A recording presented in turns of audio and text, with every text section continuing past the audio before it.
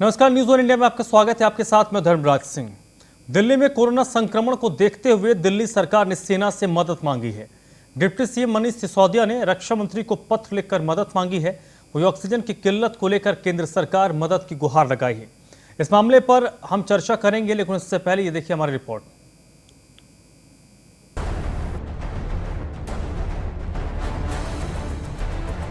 दिल्ली में कोरोना का कहर कम नहीं हो रहा। रोजाना 20,000 से ज्यादा नए मरीज सामने आ रहे हैं। रोजाना सैकड़ों लोगों की जान भी कोरोना से जा रही है। इसी बीच दिल्ली के मुख्यमंत्री अरविंद केजरीवाल ने सेना से मदद मांगी है। दिल्ली के डिप्टी सीएम मनीष सिसोदिया ने रक्षा मंत्री राजनाथ सिंह को चिट्ठी लिखकर सेना से मदद की मांग की है। तीसरे चरण के टीकाकरण अभियान के पहले दिन एक टीकाकरण केंद्र पर पहुंचे उप मुख्यमंत्री मनीष सिसोदिया ने बताया कि उन्होंने रक्षा मंत्री राजनाथ सिंह को चिट्ठी लिखकर सेना की मदद मांगी है। इस पत्र में उन्होंने लिखा है कि डीआरडीओ ने जिस तरह का अस्पताल तैयार किया है उसी तरह और अस्पताल तैयार किए जाएं। साथ ही उप मुख्यमंत्री ने पत्र लिखकर ऑक्सीजन सिलेंडर से लेकर बाकी अन्य तमाम व्यवस्थाओं के लिए भी भारतीय सेना की मदद मांगी है। इस दौरान सिसोदिया ने कहा कि मुझे उम्मीद है कि दिल्ली में 100% लोगों को वैक्सीन लगेंगे। ऐसा लग रहा है कि ये 100% टर्नआउट लोगों का रहेगा। युवाओं में काफ़ी उत्साह है। मैंने लोगों से भी मिला, जाके उनसे पूछा कि आपको वैक्सीन का रजिस्ट्रेशन कराने में कोई दिक्कत तो नहीं हुई, तो उन्होंने कहा रजिस्ट्रेशन में कोई नहीं हुई, लेकिन अपॉइंटमेंट लेने में हो रही है, क्योंकि अभी अपॉइंटमेंट में तो 4.5 लाख वैक्सीन ही आई हैं और लिमिटेड सेंटर्स ही हैं। अभी 300 सेंटर्स हैं पूरी दिल्ली में। जैसे जैसे सेंटर्स बढ़ेंगे वैक्सीन अवेलेबल होने के बाद, वैसे वैसे वो दिक्कतें भी दूर हो जाएंगी। इससे पहले कोरोना से उपजे संकट के बीच हाईकोर्ट ने दिल्ली सरकार को कहा था कि आपने कोरोना से निपटने के लिए सेना की मदद क्यों नहीं ली। सेना के पास काम करने का अपना तरीका है, उनका अपना इंफ्रास्ट्रक्चर है, जिस पर दिल्ली की तरफ से पेश वकील ने कोर्ट को बताया था कि सरकार इस दिशा में काम कर रही है। Bureau report, news one India.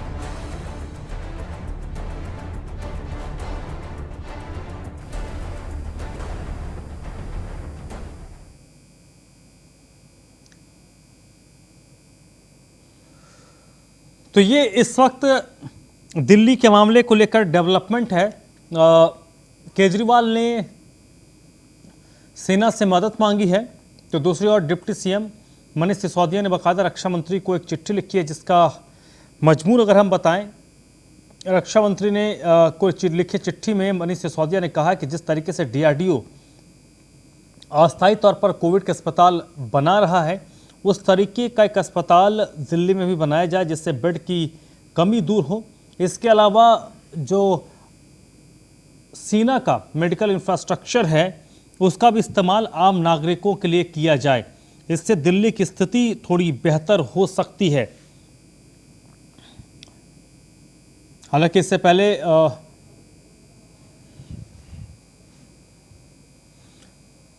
पहले जब हाईकोर्ट ने दिल्ली सरकार से पर पूछा था, तो दिल्ली सरकार की ओर से जो जवाब दिया गया था कि इस मामले में प्रक्रिया शुरू हो चुकी है और इस मामले में बातचीत हो रही है और जल्द ही इसको इम्प्लीमेंट भी कर दिया जाएगा। तो दिल्ली में स्थिति वाकई बहुत अच्छी नहीं हो रही है। लगातार लॉकडाउन के बाद भी स्थिति लगातार खराब हो रही है। इस वक्त मेरे साथ आम आदमी पार्टी के प्रवक्ता कैप्टन शालिनी सिंह जुड़ गई हैं। कैप्टन शालिनी, बहुत बहुत स्वागत है आपका। डॉक्टर अनमोल बागरिया भी जुड़ गई हैं। डॉक्टर अनमोल, आपका भी बहुत बहुत शुक्रिया। और थोड़ी देर में भारतीय जनता पार्टी की तरफ से भी उनके प्रतिनिधि जुड़ेंगे। सबसे पहले कैप्टन शालिनी, आप ही बताइए, दिल्ली में जिस तरीके की स्थिति हो गई है, क्या ये एक जंग वाली स्थिति है? सेना के पास उनका अपना इंफ्रास्ट्रक्चर है, हेल्थ इंफ्रास्ट्रक्चर है, उनके डॉक्टर्स हैं और उनका जो काम करने का तरीका है वो बिल्कुल अलहदा होता है। ऐसे में दिल्ली को वाकई इस वक्त जरूरत है सेना की? विद्यासागर जी, बिल्कुल जो इस समय हेल्थ इमरजेंसी चल रही है ना कि दिल्ली में बल्कि पूरे देश में, तो ये आई थिंक बिना टाइम गवाए हुए, क्योंकि एक एक जान को बचाना बहुत जरूरी है। और सेना का जो हमने देखा है कि जब भी कोई इंटरनल क्राइसिस हुई है हमारी कंट्री में, तो सेना ने स्टेप इन करके हमेशा उस क्राइसिस में बहुत अलग तरीके से काम किया है। और सेना का जो इंफ्रास्ट्रक्चर है, उनका जो काम करने का तरीका है, उनके जो डॉक्टर्स हैं, उनके जो हेल्थ केयर वर्कर्स हैं, उनकी ट्रेनिंग भी बहुत अलग लेवल की होती है। तो आई थिंक, और जो इस समय जो हमारी कोविड की महामारी से जो हम गुजर रहे हैं, कहीं ना कहीं चाहे स्टेट गवर्नमेंट्स हो चाहे सेंट्रल गवर्नमेंट हो, हम लोग कहीं ना कहीं विफल हो रहे हैं इस चीज में। और इसी को ध्यान में रखते हुए शायद आज केजरीवाल जी ने और डिप्टी सीएम सिसोदिया जी ने लेटर लिख के डिफेंस मिनिस्टर से रिक्वेस्ट किया है कि हमें ये सारी सुविधाएं सेना के थ्रू मुहैया कराई जाएं, चाहे वो बेड्स हो, ऑक्सीजन बेड्स हो, चाहे ऑक्सीजन सप्लाई हो, चाहे बफर स्टॉक मेंटेन करना हो, चाहे हेल्थ केयर सेंटर हो, और जो DRDO को जैसा फैसिलिटी बनाई है ऐसी कई फैसिलिटीज बनाई जाएं, क्योंकि केसेस भी लगातार बढ़ रहे हैं और डेथ रेट भी हमारा बढ़ रहा है। रोज हम देख रहे हैं कि बहुत सारी डेथ हो रही हैं और केसेस बढ़ने के अलावा भी लोगों को जिस तरह की मेडिकल सप्लाई चाहिए, चाहे वो इंजेक्शन हो, चाहे ऑक्सीजन हो, चाहे बेड्स हो, आज भी हम वो मुहैया नहीं करा पा रहे हैं और कहीं ना कहीं लोग इधर से उधर भटक रहे हैं। मतलब लोग 100-100 किलोमीटर तक दूर पेशेंट को लेके जा रहे हैं एडमिट कराने के लिए, कि कहीं पे भी जरा सा भी पता लगता है कि वहां पे एक बेड अवेलेबल है या एक ऑक्सीजन अवेलेबल, जो कि बहुत आज एक दुखद घड़ी में हम बैठे हुए हैं कि सारी जो तंत्र हैं वो फेल हो रहे हैं और हमें सेना की मदद की जरूरत है। लेकिन मेरा ऐसा मानना है कि सेना अगर कर सकती है तो उसको जरूर इस्तेमाल करना चाहिए। ठीक है डॉक्टर अनमोल, सेना के आने से किस तरीके की मदद मिलेगी और क्या कुछ बदलाव आ जाएगा? देखिए, अभी हमें थोड़ा सा स्ट्रांगली थोड़ी कठोरता से पेश आना होगा, चाहे वो हमारी आम जनता हो, सरकार हो, या जो हमें जरूरतमंद का सामान, ऑक्सीजन हो या दवाइयाँ हो, या जो भी अभी हमें जान बचाने के लिए जरूरत पड़े, वो हर एक चीज के लिए हमें बहुत सख्ती से पेश आना होगा। और जब बात आर्मी की आती है तो हम पुलिस वालों की तो सुनते ही सुनते हैं, पर जब बात आर्मी की आ जाएगी तो आम जनता भी, जो अभी लॉकडाउन लगाने के बाद भी लोग निकल जाते हैं अपने घरों से, कहीं ना कहीं कुछ ना कुछ चीजें हो रही है। नहीं, और ये तो ठीक है, कालाबाजारी हो रही है डॉक्टर अनमोल, नहीं अभी दिल्ली सरकार का अपना एक हेल्थ इंफ्रास्ट्रक्चर है। दिल्ली क्योंकि यूटी है तो वहाँ पर सेंटर का भी अपना एक हेल्थ इंफ्रास्ट्रक्चर है, दोनों का अपना अपना क्षेत्राधिकार है। MCD दिल्ली में है, उनका भी अपना कुछ हेल्थ इंफ्रास्ट्रक्चर है। तो ये तमाम चीज़ों का इस्तेमाल हो रहा है, लेकिन दिल्ली और उसके आसपास के इलाकों में सेना का भी हेल्थ इंफ्रास्ट्रक्चर है, और जिस सबको पता है कि सेना का जो हेल्थ इंफ्रास्ट्रक्चर है उसको सेना इस्तेमाल करती है या जो सेना से रिटायर्ड हैं उनकी फैमिलीज इस्तेमाल करती हैं। तो ऐसे में अगर सेना के जो प्रोफेशनल हैं, डॉक्टर्स हैं, मेडिकल स्टाफ हैं, उनके अस्पतालों को अगर इस्तेमाल किया जाएगा तो इससे कितना बड़ा बदलाव आएगा? इससे बहुत ज़्यादा बड़ा बदलाव आएगा, क्योंकि हमें अभी हम फैसिलिटीज से लैक हो रहे, हमारे पास सब चीज़ों की कमी हो रही है। तो अगर हमें एक हाथ भी जो सहारा का मिलेगा, एक हाथ भी हमें सहारा मिलेगा, तो हम कुछ ना कुछ तरीके से बेहतर बाहर आ पाएंगे। क्योंकि हम जितने आज हमारे देश की इतनी बुरी परिस्थिति है, मैं कहना चाहूंगी, और ये बोलते हुए भी मुझे बहुत दुख हो रहा है, जो केसेस हम पूरे भारत में सुनते थे कि आज भारत में 60,000 केसेस है, 70,000, 80,000, 90,000, लाख और 200 लोग मर रहे हैं, 100 लोग मर रहे हैं। आज हम वो एक एक शहर, एक एक राज्यों में सुन रहे हैं। पहले हालात थी कि भारत में हो रहा है, आज ये हो रहा है, दिल्ली में इतने केसेस है, मुंबई में इतने आ रहे हैं, केरल में इतने आ रहे हैं, मध्य प्रदेश, सब जगह हमें इतने केसेस सुनने पड़े जहाँ जो हमसे भारत में सुना करते थे। तो आज हमारे लिए एक भी मदद, हम अगर 10 जान भी बचा पा रहे हैं, हमारी आज युवा मर रहे हैं, आज 10 दिन से आप बुजुर्ग नहीं मर रहे, 10 दिन से हम ना जाने कितने युवाओं को खोया है हमने। तो अगर हम कुछ भी बचा पाए तो बहुत बड़ी बात है। ठीक है डॉक्टर अनमोल, अजय सहरावत भी हमारे साथ जुड़ चुके हैं, भारतीय जनता पार्टी के दिल्ली के प्रवक्ता हैं। अजय जी, बहुत बहुत स्वागत है आपका। क्या देरी हो गई सेना से मदद मांगने में? मुझे लगता है हर चीज में देरी हो गई है।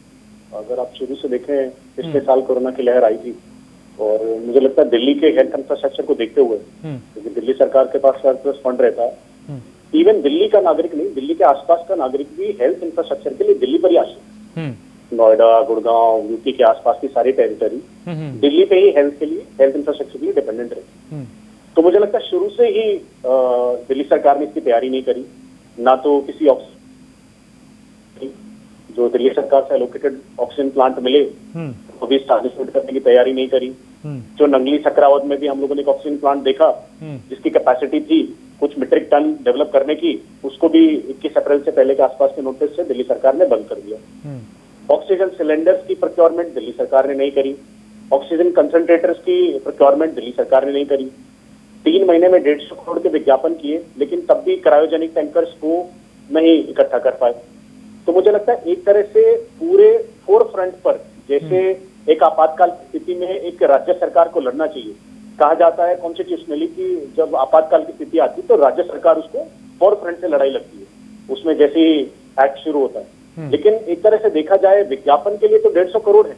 आप सोच के देखिए, इस 150 करोड़ में कितने ऑक्सीजन टैंकर खरीदे जा सकते थे, कितने ऑक्सीजन सिलेंडर खरीदे जा सकते थे, कितने ऑक्सीजन कंसंट्रेटर खरीदे जा सकते थे। मैं तो मान के चल रहा हूँ, चलो आप ऑक्सीजन प्लांट लगाने में असफल है, आपका फेलियर है बहुत बड़ा, लेकिन कम से कम जो एक इंसान दिल्ली में आज अपने पेशेंट के लिए जो चीजें इंडिविजुअली अरेंज कर रहा है, एक आदमी का पेशेंट अगर हॉस्पिटल में है वो भी सिलेंडर कहीं ना कहीं से अरेंज कर रहा है, वो भी कहीं ना कहीं से ऑक्सीजन कंसंट्रेटर अरेंज कर रहा है, और उसकी ब्लैक मार्केटिंग इतने टॉप पर इसलिए चली गई क्योंकि दिल्ली सरकार फेलियर है, दिल्ली सरकार का हेल्थ इंफ्रास्ट्रक्चर फेलियर है, दिल्ली सरकार ने कहीं कोशिश भी नहीं करी कि कुछ करा जाए जनता के लिए, दिल्ली की जनता के लिए। हाँ, एक ट्रिक बहुत अच्छी है, घूम फिर के एक चीज बोल दो कि हमें सेंटर से सपोर्ट नहीं मिल रहा। आपको अगर कॉन्स्टिट्यूशनली कभी किसी ने पढ़ा हो, अभी तो सेंटिमेंटल टाइम है तो लोग इमोशनल होकर बोल देते हैं हाँ तो ठीक है सेंटर सरकार को मदद करनी चाहिए, जबकि सेंटर सरकार हर जगह पे मदद कर रही है। ये डीआरडीओ का हॉस्पिटल भी सेंटर नहीं बनाया है, लेकिन कॉन्स्टिट्यूशनली 3 लिस्टें होती है, यूनियन लिस्ट, कंकरेंट लिस्ट और स्टेट लिस्ट। अगर आप उसको ढंग से समझेंगे तो हेल्थ जो सब्जेक्ट है वो स्टेट का है। अब बत्रा हॉस्पिटल में 8 मौतें बिना ऑक्सीजन की कमी के हुई। बत्रा हॉस्पिटल के जो एमडी थे गुप्ता जी, उनका वीडियो अगर आप निकाल कर देख लें, गुप्ता जी ने खुलेआम कहा कि ये मैंने डीएम, डीसी, दिल्ली सरकार के सेक्रेटरी और दिल्ली सरकार के जितने भी आला अफसर हैं हेल्थ डिपार्टमेंट के, सबको कॉल किया और मैं निराश हूं कि दिल्ली सरकार ने मुझे फेल साबित किया और मैं उनको समय से ऑक्सीजन प्रोवाइड नहीं करा पा रहा। जितने मीट्रिक टन दिल्ली के रेलवे स्टेशन पर पहुंच रही है ऑक्सीजन की सप्लाई, दिल्ली सरकार उस ऑक्सीजन सप्लाई को भी अपने इंटरनल हॉस्पिटल्स में पहुंचाने में फेलियर है और घूम फिरकर बस फिर एक कहानी ले आएगी। अगर हम 500 मीट्रिक टन ऑक्सीजन दे देंगे तो बोलेगी अब 700 होनी चाहिए, हम 700 मीट्रिक टन जिस दिन दे देंगे उस दिन बोल देंगे 1200 मीट्रिक टन होनी चाहिए, और ऐसे अजीब अजीब एजेंडा चलाते रहते हैं। जैसे अभी पीछे कैंपेन चला है मिशन जिंदगी, हम बैंकॉक से टैंकर मंगाएंगे, विज्ञापन कर रहे हैं गुजरात में, हरियाणा में, यूपी में, महाराष्ट्र में, साउथ में, सब जगह, लेकिन एक क्रायोजेनिक टैंकर जो एक लिमिटेड वेंडर्स के पास होता है, 12वीं क्लास के बच्चे को पता होता है कि अगर मुझे ये चीज ढूंढनी है तो कहां मिलेगी, और ये तो मुख्यमंत्री है जिसके पास सारे रिसोर्सेज होते हैं।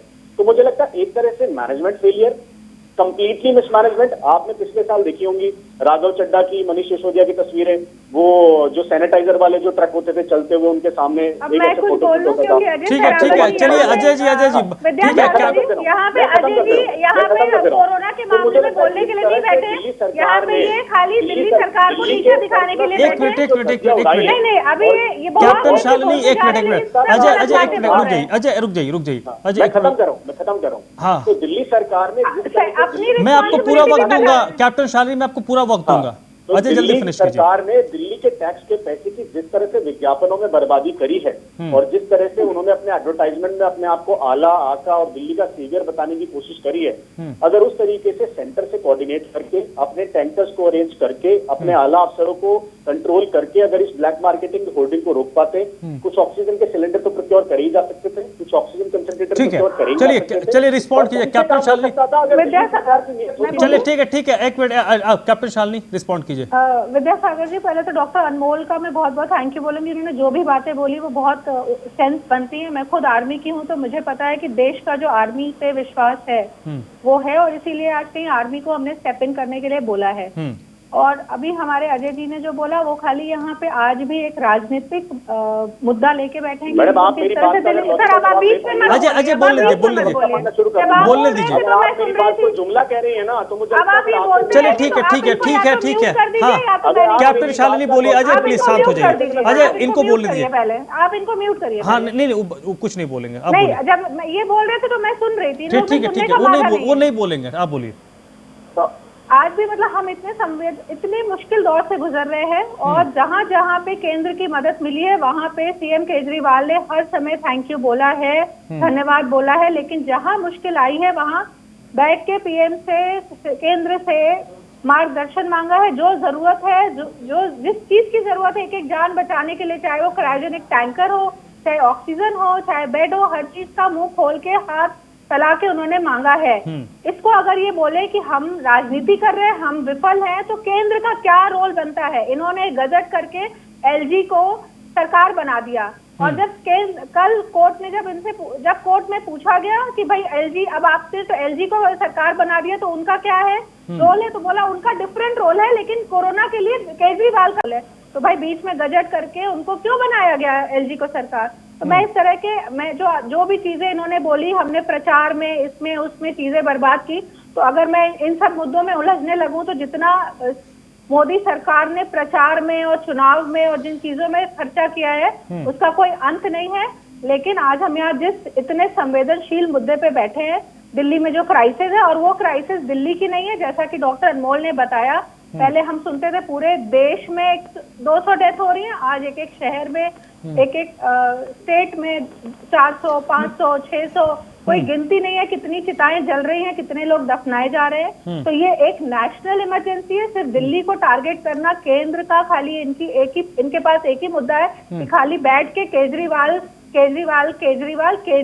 देश नहीं चला रहा है। केजरीवाल एक यूटी यूनियन टेरिटरी के सीएम है और बहुत सारी पावर सेंटर के पास है। अगर इन्होंने देखा कि केजरीवाल विफल हो गए हैं, आज जैसा कि अजय जी ने बोला क्रायोजेनिक टैंकर पहुंचाने में, तो बड़प्पन दिखा के ये आगे आके पहुंचा देते। और अगर रोज ऑक्सीजन की मात्रा बढ़ रही है, डिमांड बढ़ रही है, तो केसेस भी बढ़ रहे हैं, डेथ्स भी बढ़ रही हैं, और अगर लोग ज्यादा भर्ती हो रहे हैं तो ज्यादा डिमांड रहेगी, ज्यादा ऑक्सीजन चाहिए होगी, ज्यादा मेडिकल सप्लाई चाहिए होगी।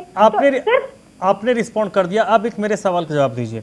आपने कहा कि आप खुद सेना से हैं, तो आपको सेना की चीज़ों को के बारे में बेहतर तरीके से पता। हम तो सिविलियन हैं, हमें उतनी चीज़ें अंदर की नहीं पता हैं।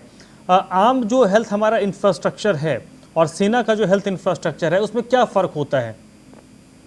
विद्यासागर जी, जो सेना का इंफ्रास्ट्रक्चर है वो ट्रेन होता है एक्सट्रीम कंडीशंस में ऑपरेट करने के लिए। चाहे वो आप सियाचिन का ले लीजिए या फ्लड ले लीजिए या कोई एकदम जो एक्सट्रीम क्राइसिस सिचुएशन होती है, उसके लिए हमारे लोग ट्रेन होते हैं और वो उस चीज को उतनी आसानी से और उतने हौसले के साथ वो कर लेते हैं। अगर आपने देखा होगा कि जो आर्मी का जो कोई भी इंफ्रास्ट्रक्चर है वो कभी फेल नहीं होता, चाहे बाढ़ आए चाहे अर्थक्वेक आए, कहीं ना कहीं आर्मी को बुलाया जाता है। क्यों? क्योंकि वो मुश्किल से मुश्किल क्राइसिस को हैंडल करने के लिए ही ट्रेन किए जाते हैं। और आज अगर कंट्री एक ऐसी एक्सट्रीम क्राइसिस से गुजर रही है जो शायद हमने 100 साल पहले कभी देखी होगी, जो इस पूरे जनरेशन ने, इस पूरी पीढ़ी ने नहीं देखी है ना, पूरे जो देशवासी किसी ने नहीं देखी है। तो अगर उसमें अगर आर्मी का हेल्प मांगा जा रहा है तो उसमें केंद्र को और आगे बढ़ के सपोर्ट करना चाहिए। बहुत आसानी से अजय जी ने बोला कि नांगली का एक ऑक्सीजन प्लांट दिल्ली सरकार ने, केजरीवाल ने बंद कर दिया था। इन्होंने अधूरी जानकारी दे दी, मैं पूरी कर देती हूँ। उसमें ब्लैक मार्केटिंग हो रही थी, काला बाजारी कर रही थी, इसलिए उसमें इंफॉर्मेशन पाई गई, उसको सील किया गया और कल शाम को दोबारा वो खोल दिया गया है और वो ऑपरेट हो रहा है। इसके अलावा 5 और हो रहे हैं। तो चलिए ठीक है। नहीं, मैं इनसे अजय जी से ये जरूर रिक्वेस्ट करूंगी कि ये समय आपस में लड़ने का नहीं है। मेरे घर के भी लोग जा रहे हैं, सबके घरों के लोग जा रहे हैं। बहुत इंपॉर्टेंट है कि राजनीति छोड़ के पहले आज जाने ठीक